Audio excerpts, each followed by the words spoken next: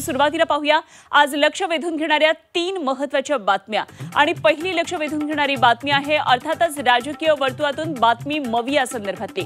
गेल्या काही दिवसांपासून उद्धव ठाकरे आणि राज ठाकरे एकत्र येणार असल्याच्या चर्चा आहेत आणि दोन्ही बंधू एकत्र आले तर आगामी मुंबई महापालिका निवडणुकीत काँग्रेस स्वबळावर निवडणूक लढण्याची शक्यता वर्तवली जाते आणि विशेष म्हणजे काँग्रेसचे ज्येष्ठ नेते रमेश चन्नीथला यांनी याबाबत महत्त्वाचे संकेत दिलेले आहेत। त्यामुळे आगामी महापालिका निवडणुकीत महाविकास आघाडीमध्ये फूट पडणार की काय असा प्रश्न आता उपस्थित झालाय।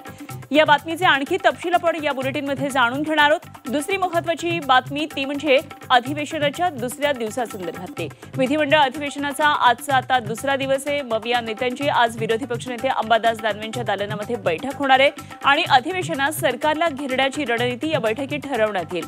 मुंब्रा लोकल अपघात, बोगस शिक्षक भरतीचा मुद्दा, मावळ पूल दुर्घटनेचा मुद्दा उपस्थित करून विरोधक सरकारला घेरण्याच्या तयारीत आहेत। या संदर्भातले तपशील जाणून घेणार आहोत आणि तिसरी लक्ष वेधून घेणारी महत्त्वाची बातमी ती म्हणजे शक्तीपीठ महामार्गाविरोधातली।